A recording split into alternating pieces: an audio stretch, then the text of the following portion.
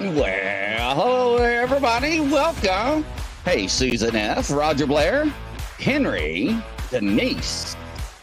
Well, Penny Van, hello there. Don't forget about Curtis. Curtis, what's going on? Crystal, Reese's Peanut Butter Cup. We got Rebecca standing on standby of the tow truck. And, of course, we got Gary Spikes. Hello there, everybody. Thanks for tuning in. And, of course, don't forget, yes, we have... let's see, who is it today? We got USCCA partner up with Bigfoot Outlaw. Yes, and if you are traveling across the United States and you don't know the concealed carry laws, make sure and check them out. And yeah, it's free. Know your concealed carry laws across the United States.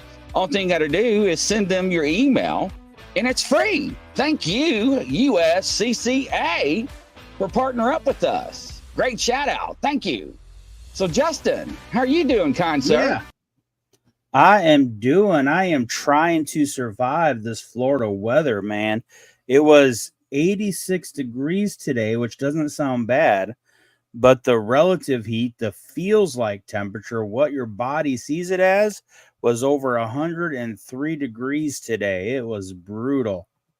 Wow. Man, yeah. I miss my mountains. Yeah, so everybody notice I'm getting some more things coming into the studio. Look how big that thing is. So yeah, I've got one. We got to name this thing in the studio too. This big hairy thing that Crystal loves, and Jean. I love rubbing it. It's so soft and cuddly. This is a family show. Anyways, yeah, but you know the thing is, I don't know. It moves. It smiles, it dances. I have no idea. It's yeah. So everybody was freaking out just on one of the shows because it was active. No, I'm being serious.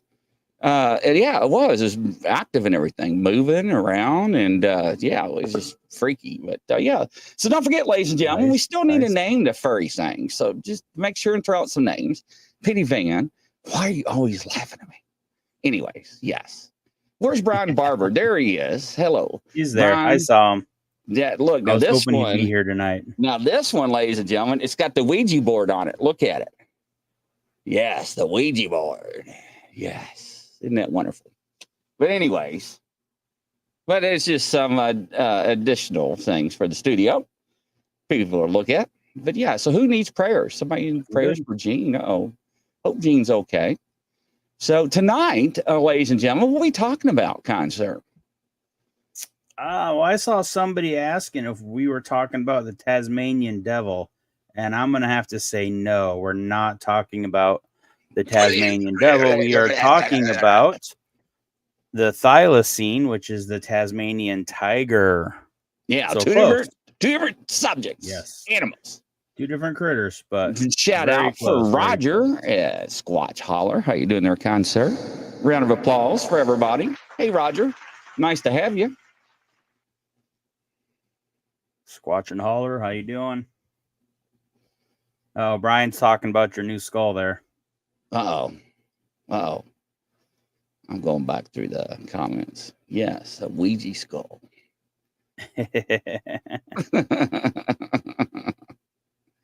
Say, Jeff, welcome. Oh, you put me back on the big screen. Riz, do you know it? You know anything about the thylacine or the Tasmanian tiger or anything going on with that? Yeah, I know some, and there we go. I just want to make sure we're being monitored. Yeah, so there are things that. So actually, where'd your thingy go? Oh, took it down. There we go. All right, we're good.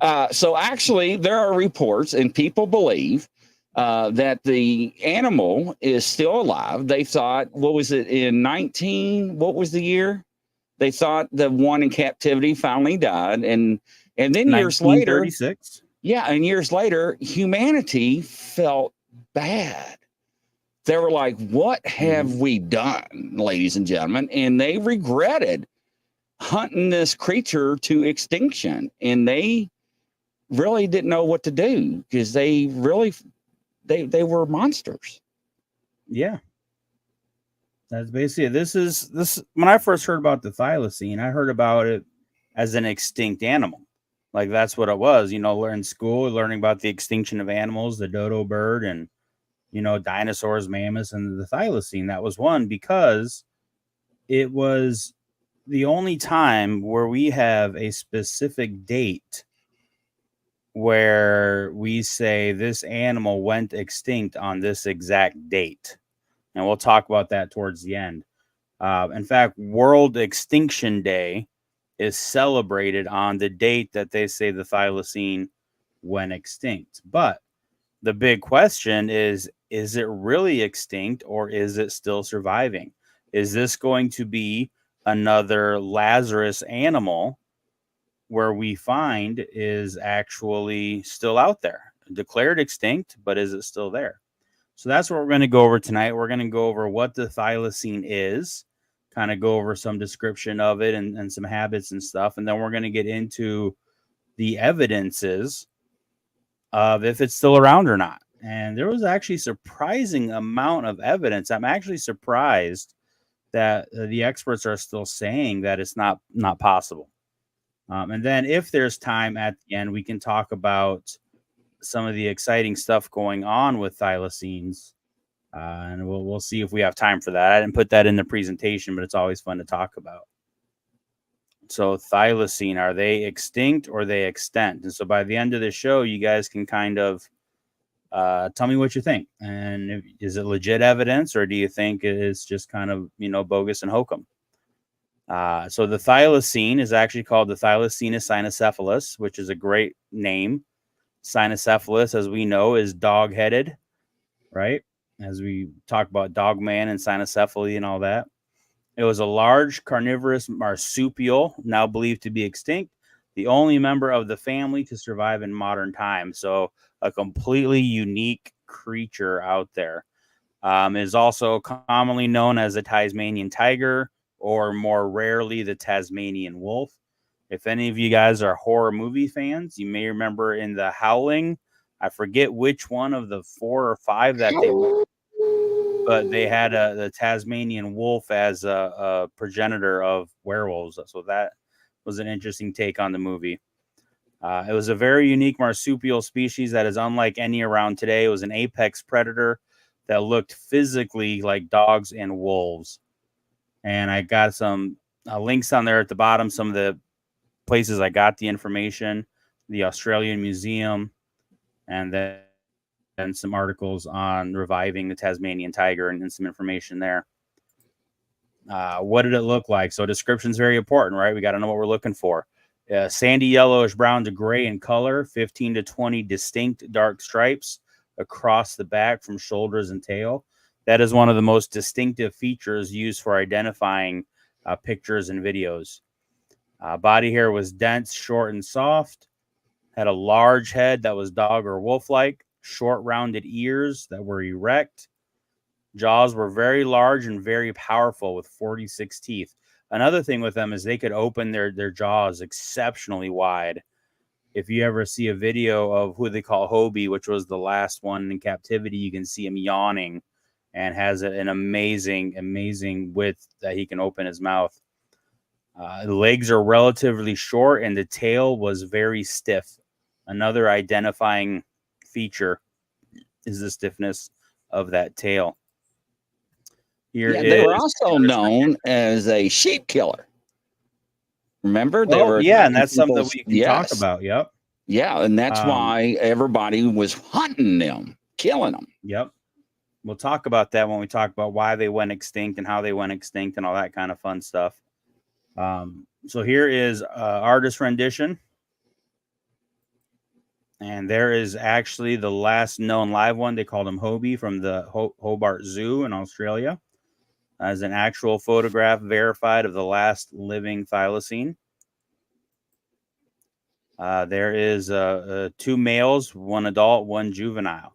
As we can see, we have the really stiff rod-like tail, and we have the stripes on the back, and the legs, the really strong, powerful back legs. And it's funny because watching some of these movies and the clips that I found, they move very uniquely.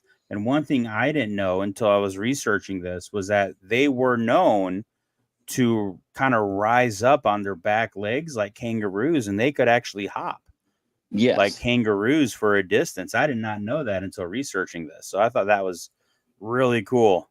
Really cool. A different breed of All right. animal, and if you're not accustomed to yeah. seeing it, it would scare you. Oh my gosh. Can you imagine seeing one of those out in the woods of Kentucky somewhere hopping No, around no, and I'm a good. wolf hopping on its back legs? No, thank you. The adult males were larger on average than the females. The female had a backwards opening pouch. And that is so as they were traveling through the brush, the pouch was safe and sealed, right? So if it was open to the front, then they'd get branches and stuff stuck in there. So they were pouched to the back. And the males also had a back opening partial pouch. I couldn't get much more detail on that, if it was functional or if possibly they would carry joeys around like once they were older. But it did say they also had a pouch. Litter size was up to 4, and the young were dependent on the mother until at least half grown. One of the main issues with their survivability was they did have small litters, and they stayed with the mother for quite a long time. It was mainly nocturnal or semi-nocturnal, but it was also seen out during the day. It moved at a slow pace and generally kind of stiff in its movements. It wasn't fluid and graceful, like a feline. And this is the interesting part of it. At one time, the thylacine was widespread over Australia, up into North New Guinea and south of Tasmania. However, it disappeared from mainland Australia somewhere between 2,000 and 3,000 years ago. And that's important because a lot of sightings nowadays are actually on mainland Australia. And that is like the number one reason that scientists are saying it's not real. It can't be, because there hasn't been any on the mainland for thousands of years. They believe that they went extinct on the mainland through hunting by humans and competition with the dingoes.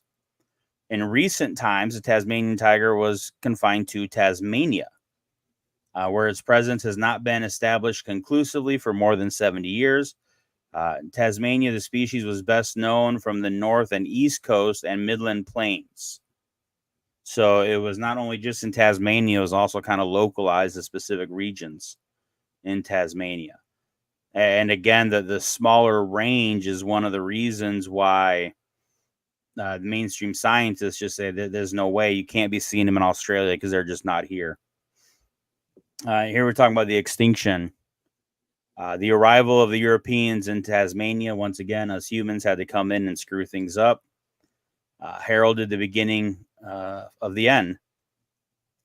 So there's claims they were attacking livestock, but a lot of people think those claims were exaggerated, and that they really weren't. Thylacines weren't necessarily active hunters for larger prey. They went after birds and rodents and small kangaroos and wallabies. They really weren't like fox or like wolves or coyotes, where they will go after main livestock. So a lot of people, experts, feel that it was blown out of proportion, their danger. But in 1888, the government placed a bounty of £1 each for every Tasmanian tiger killed. And so that is essentially what led to their extinction. The last known individual, officially named Benjamin, died in captivity on September 7th in 1936, 2 months after the species was granted protective status, where they were no longer available to hunt or kill. It is one of the few animals where we can pinpoint the exact moment of its extinction.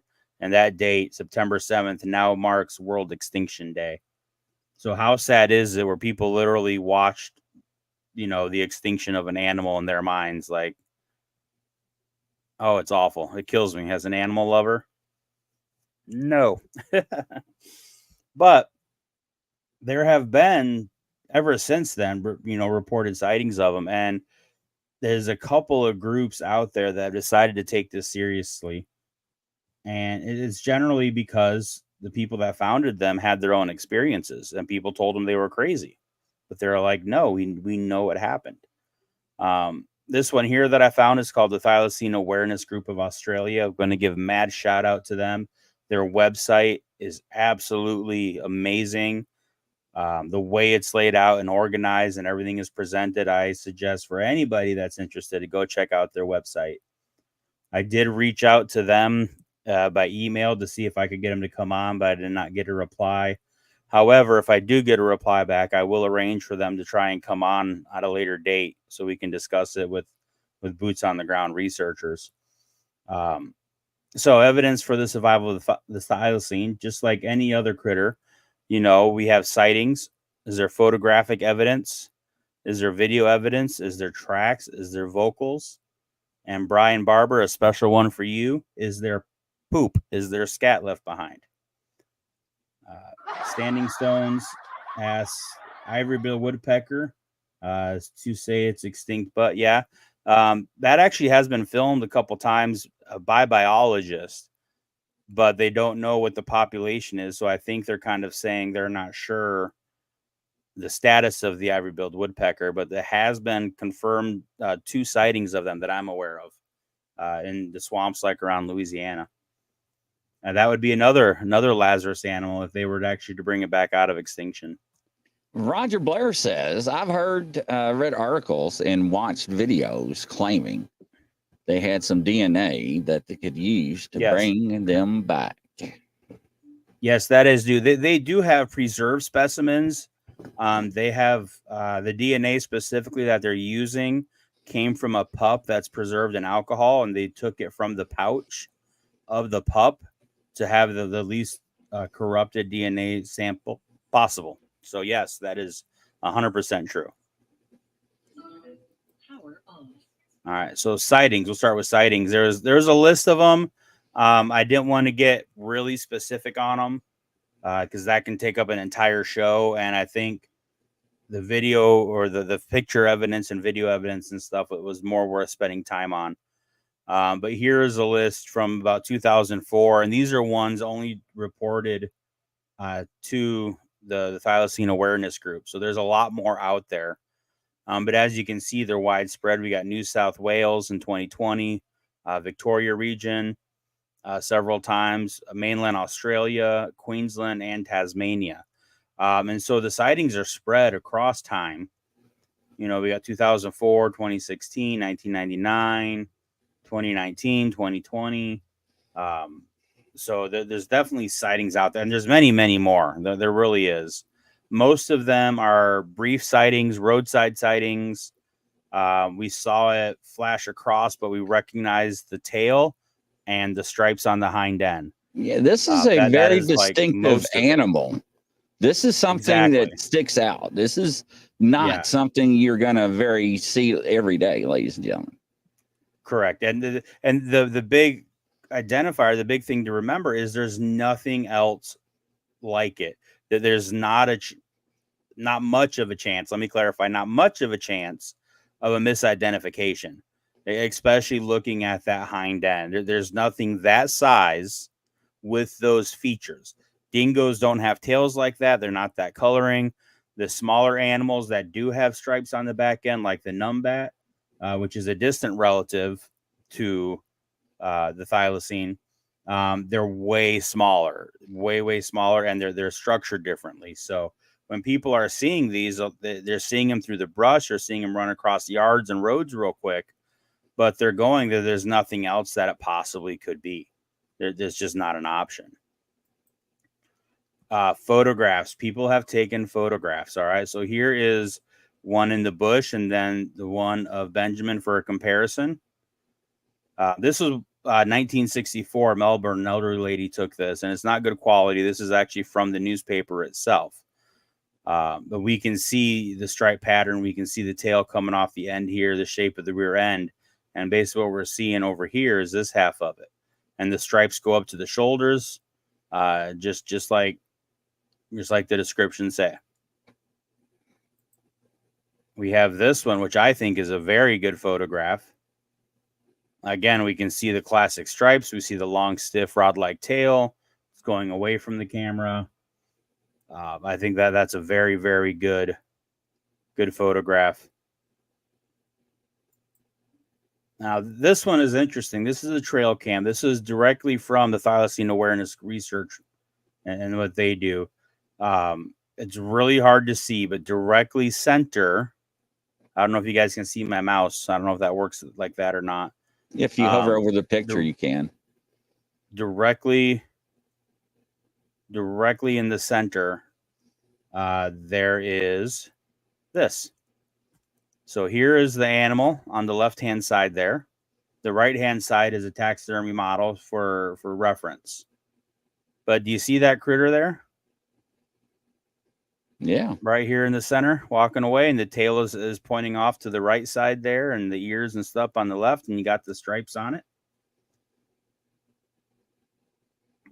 So that was one taken off of a trail cam that they had set up. Oh, Rebecca wants the Bigfoot name Skip, Skippy, or Jiffy, or Peter, as in Peter Pan, or Reese, in honor of Brian educating us on the love of peanut butter, or just peanut. That may be a winner right there, ladies and gentlemen. That may be a winner. Yes, so there we go. Maybe do a poll and then see which one of those comes up. Yeah, I like that. Yeah, I think it works. Good job, Rebecca. All right, so some videos. These were really good. Grizz and I just kind of went through these to see which ones I could play, and hopefully we'll be good. I'm going to take down this for the moment. So these videos are a couple minutes long. That's kind of why I went through fast through the sightings and all that, because I really want to get into these videos. Because what do we hear all the time? Bigfoot and all this. Where's the videos, right? Where's the clear videos? Well, it's not easy to get clear video of anything. But we are going to pull these up here. I think this is an amazing video. Let me see. Can everybody see that? Is it on the screen? Yep. All right.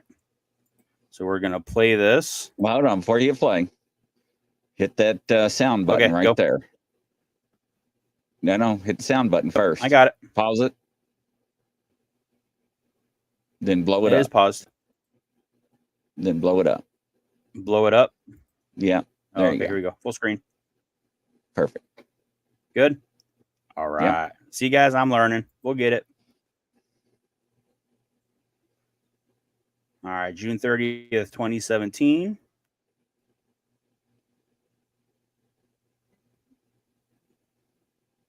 Original unaltered footage. The original footage is hard to see.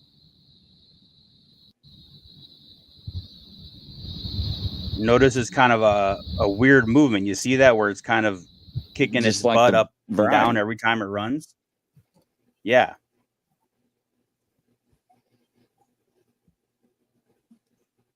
Now we're going to go through the enhancements.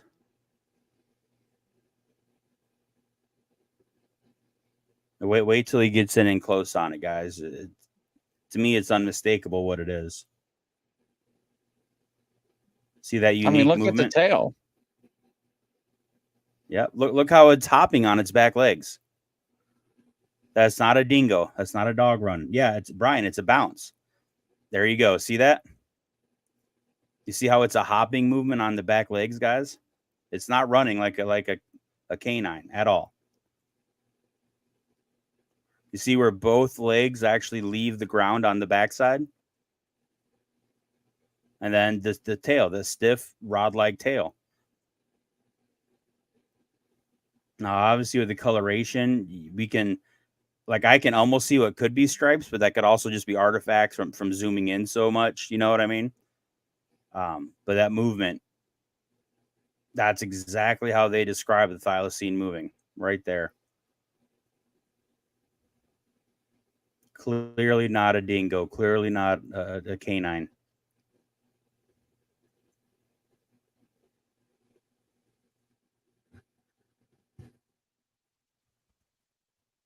Yeah, it's interesting. Yep. So he goes through that.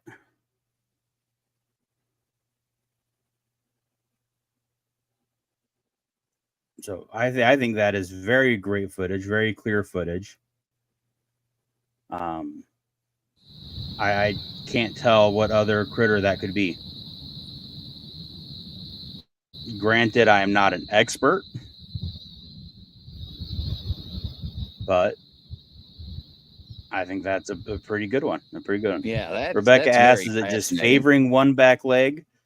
I could see where that could be a possibility. It could have looked like it was favoring the leg on the backside of us. Chihuahuas Where'd do that that. come from? What? Hold on. Okay. Okay. The went to a next video on that screen and it just started playing bird noise. Oh, It was yeah. kind of freaking me out. I thought something was going on in your studio there. So I think that's a very good video. I think that's great. Is it 100% proof positive? No, but I think it's solid enough to be able to say, look, it moves like this. The body shape is like it, you know, mini kangaroo cat. Yeah. I mean, that's kind of what they're talking about, but that's not the only one. That's not the only one that looks good to me. So I found a couple other ones. That's very interesting. Yeah. Let me see.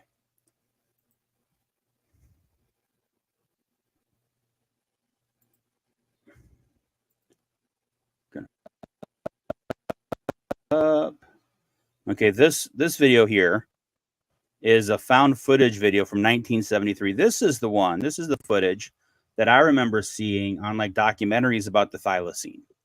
It's not very clear. Again, filmed in 1973, but look at the description that we know of what they look like and how they move, and tell me what you guys think of this video.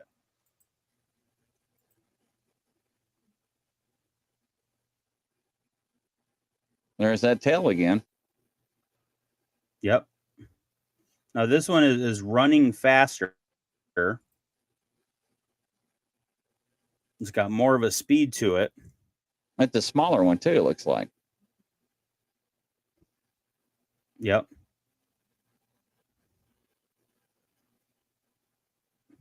That same stiff rod tail. Yep. Rebecca, that's backwards. The back end is striped. Let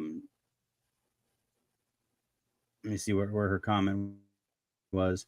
Rebecca asked if the front is striped, but the rest is not. The shoulders all the way down the back tail are striped. And they have a pouch. Yep. So let me watch that video again here. Just take a look at it again, see how it's moving. You got the long, stiff tail on the end. And it's still, you see how that butt is still kicking up in the air as it runs, just like that other one. That's just at a faster pace, but you can still see that rear end lifting up like it's hopping. See that? Yep, exactly, Brian. It's the same high end hop and everything. So I think that's another really good evidence, good video evidence that this thing is still out there. And that was 1973. And I got one more. I tried to pick the ones that I thought were some of the better ones.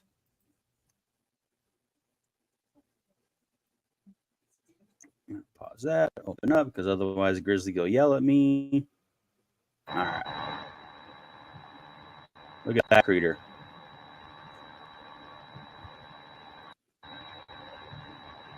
Once again, look at that tail.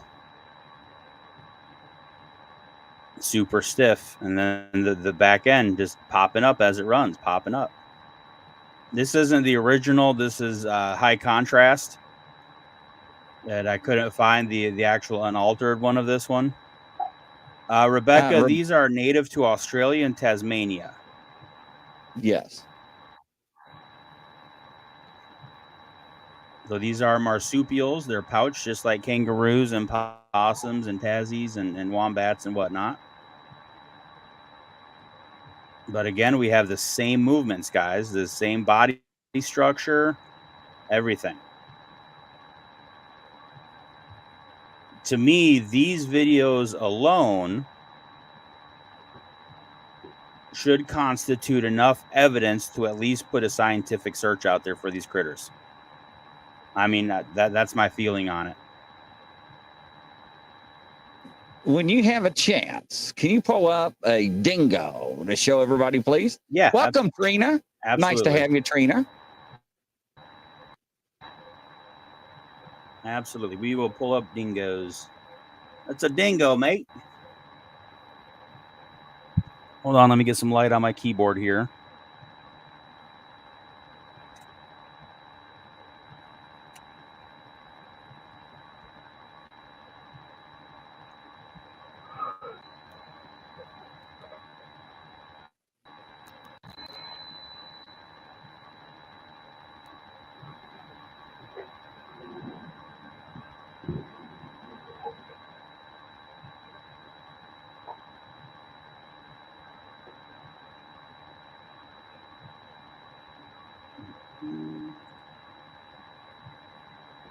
Oh, thank you, Trina. Greatly appreciate that. All right. Yes, dinos do eat babies. Absolutely. Or dingoes. That's a ding. Yeah, absolutely. Yes, Jeff. All the video shows the same movement. Absolutely. Yeah. And I think that's key. That's identification, right? Like we look at the movement, we look at the body structure. I mean, it's just exactly what it is. So here's a quick dingo for reference. That is not what we're seeing in videos. No. Look at that tail. The tail is it's got fluff to it. It's got shape to it. It's not just the long straight rod. Look at the longer legs on it. Right? The structure is just not the same at all. Not the same. And we can pull up, I mean, there's tons of other videos. I mean, a dingo is essentially a dog. It just is what it is.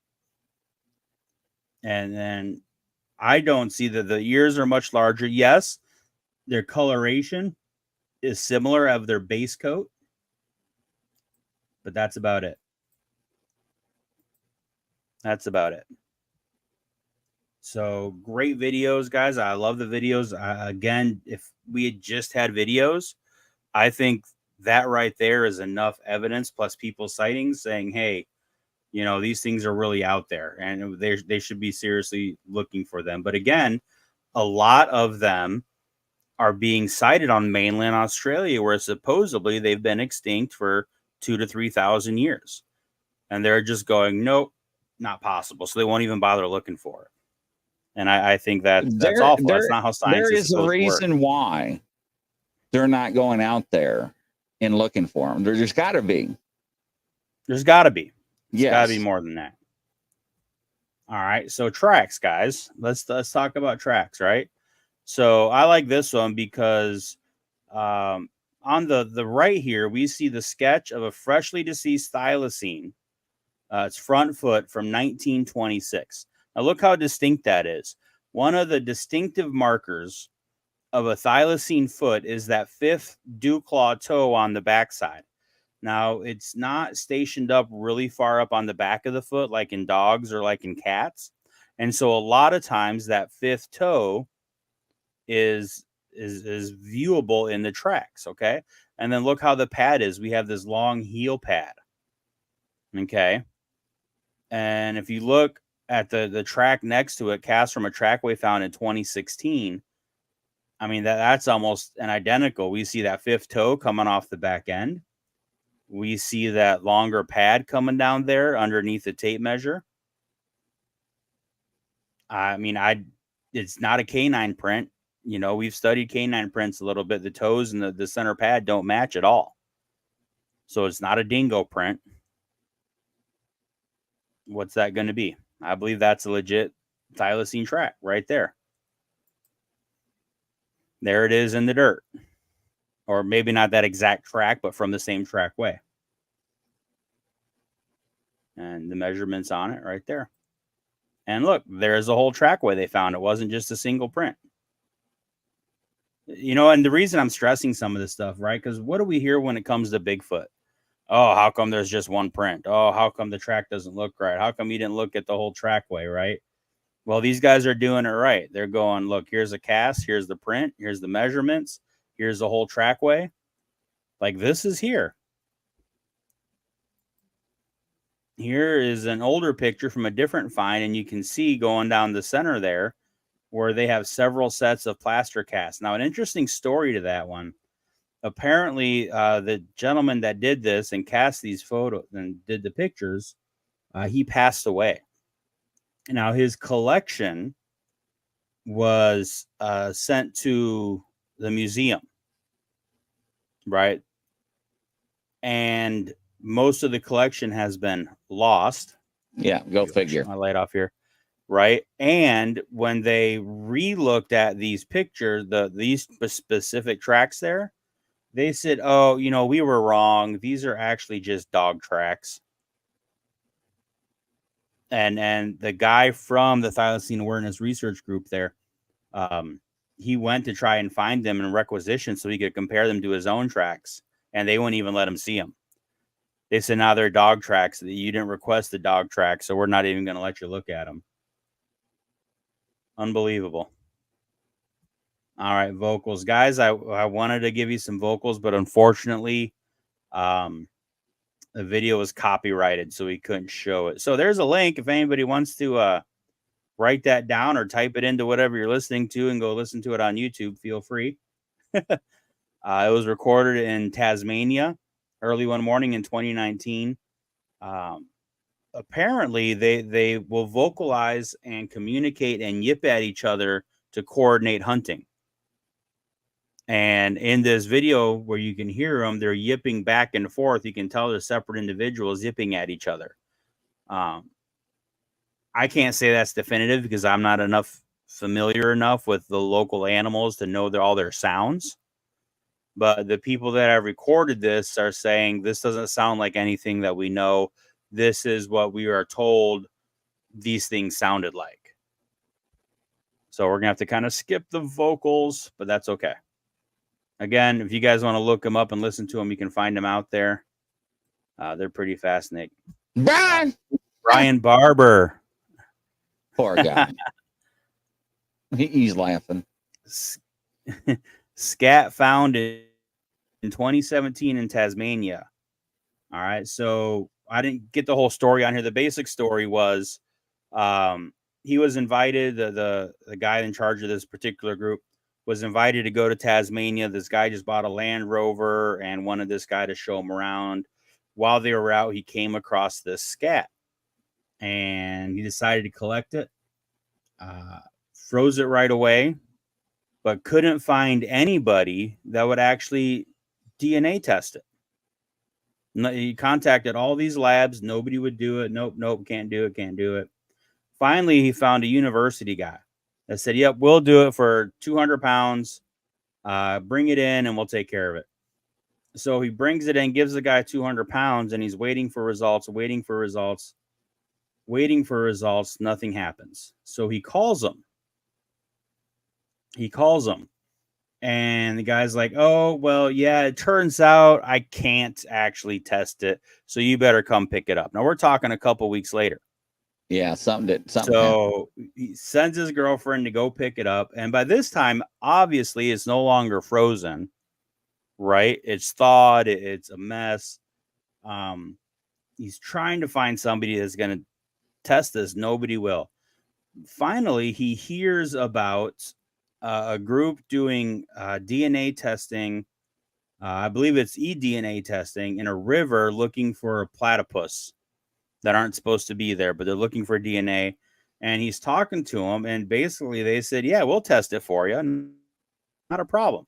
We're already testing stuff. We'll just kind of test this along with it." So he got this through a full-on DNA study on the poop. Can I say poop on here? I'm going to say poop. All right. Well, you already said poop. So what was it? You just said it. So, and this is his words. This is what he wrote in his long story. Much to his surprise, the scat was 93.5% wombat. But wombats do cubed, grassy poop. Now, I don't know if y'all know that, but wombats have square Rubik's Cube poop. That blows my mind. Which the scat clearly was not. So would become from a predator that made the scat had eaten a wombat, is the only logical answer. So it didn't come from a wombat. It was made up of wombat. Okay. There was traces of canid and human DNA from him just breathing on it, he says, but there was another category of less than 1% of another animal. And that's what they said. 1%. They didn't tell him what it was. So he wrote to the lab and said, hey, can you tell me what this 1% is? Like, why did you leave me hanging, guys? I'd be so mad. He said, how could this be? Oh, we missed the spot. Where? No. Okay. So basically, the 1% came back as a numbat. Okay. They said, when he sent him the note, they said, yeah, we're going to tell you, but you need to come into the office and then we'll tell you. So he went into the office and they gave him this whole big explanation of mitochondrial DNA versus other kinds of DNA and what it shows and all this kind of stuff. So it came back as numbat DNA, but genetically speaking, there is a 96% match between numbats and thylacine because they are related, but they broke off morphologically, evolutionary wise, where there's a difference, right? Hold on one second. I want to know what Scott is talking about. Scott says, I have all my money invested in thylacine scat. Is he telling us the truth? Or is he just pulling my leg as some poop? Because you said poop. I don't know. I think he's spreading some poop there. Oh, poop. Okay. So that's where this starts off here is, how could it be numbat? Okay. So he says, but how could it be numbat? There's no numbats in Tasmania. They're confined to the mainland and limited to southwestern Australia due to human and feral animal impacts over their former range. They also explained to me how numbats and thylacines have identical DNA up until about 94%, and then it differs from one into the other. And then he goes, it's a lot more complicated than what I'm telling you, but that's how it works. So the size of the scat was quite large when you check the scale in the photo. And it says the numbat is a very small marsupial that eats termites. There's no way it's putting out poop that big. And it literally says it would turn itself inside out trying to push it out. So there's no way that's misidentified from a numbat. So the conclusion is essentially the scat was a large, fresh thylacine scat when they discovered it and collected it. However, the DNA had broken down due to circumstances, and there wasn't quite enough DNA left at the time of testing to complete the genome sequence. So he gave the entire scat to somebody. He didn't keep none of it himself. I didn't specify, but that's what it sounds like. I do not know if he has a box in the fridge with thylacine poop in it. I know he did say his girlfriend was not letting him keep it in the freezer anymore, and that's one of the reasons why it thawed out so much. No, that doesn't sound like something we know, doesn't it? I know, right? I was wondering if it's in a pink box there. So that is only the evidence presented from the Thylacine Awareness Group. There's other research groups out there with their own evidence. I like I said, I picked that website because it was so clearly laid out and very well laid out, and the evidence was presented very clearly. There's a lot more on there, so if you want to know more, definitely check it out. The Thylacine Awareness Group. The other group was called TRUE, the Thylacine Research Unit. They have good evidence and good reports on there too, but this one I was just highly impressed with the website. So what do you guys think? Do you think there's enough evidence just in what we looked at to say, hey, this thing is legit, it's really there? Do you think it's enough evidence to say, hey, that they should at least be taking a serious look at it? Or do you guys think that, pretty inconclusive? You agree with the scientists saying that it's just not worth looking into it. It's not solid enough evidence yet. So you guys decide. What do you think about it? What do you know? What's going on? They're having a fling down there in the chat room. I see that. Poor They're Brian all Barber. talking about monkeys. If my teachers had put together more presentations like this, I'd have a 4.0 high school grade.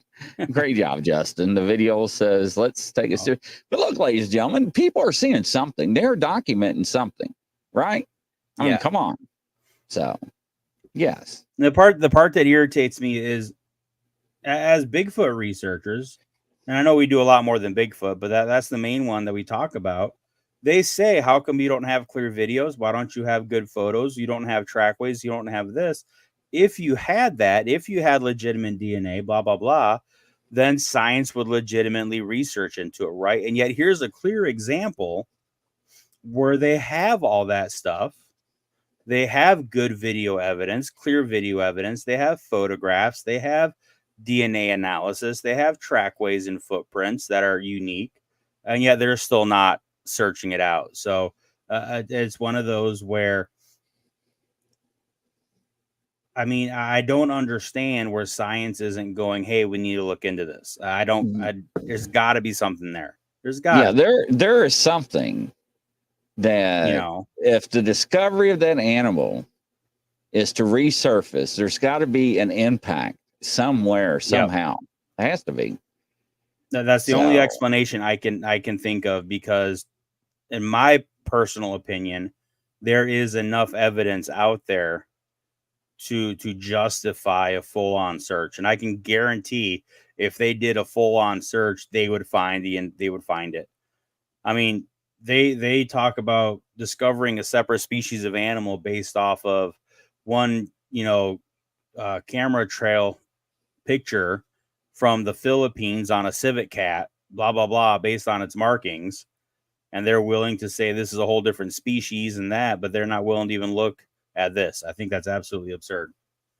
But the cool thing, and this may be part of it, is talking previously about the DNA, right, guys? There are a couple of different programs out there, projects, where they are trying to clone the thylacine. It is one of those animals on the to-do list for cloning. They have good, solid DNA. They've got funding for it. They're doing all these things for it. And they say they're not too far off from being able to start the active part of it, actually trying to grow an embryo. Could that possibly be part of it? Is there already so many millions of dollars invested that it'd be like pointless to try and clone one if they were rediscovered? I don't know. But it's a cool thought. I think that technology being used to bring back recently extinct animals that went extinct because of man's, I'm cool with that. I think that's an okay thing. I'm not a big fan of the Jurassic Park idea. Let's bring back dinosaurs and mammoths and that kind of stuff necessarily. But something like that, I think that would be an okay thing. And that's what they're going for. So I don't know. Maybe that has something to do with it. Yeah, Brian says maybe the ones people are seeing are the ones that have already been cloned. Well, I could see that, except for the fact that sightings started pretty much right after the 1936 extinction. Like that one video we saw was from like 1963. And I just don't think cloning technology was up to the point where they were already cloning full-blown animals by that time. So I'd have to say not likely. Oh, excuse me. Yep. So that's the thylacine guy. One of my favorite critters out there. Of course, I probably say that every time. One of my favorites. But one of the ones that falls under cryptozoology, hidden or unknown animals, that I believe are legitimate out there still. And I think there's enough evidence. I don't know if we would classify this as a Lazarus species, because to me, it seems like they never went extinct.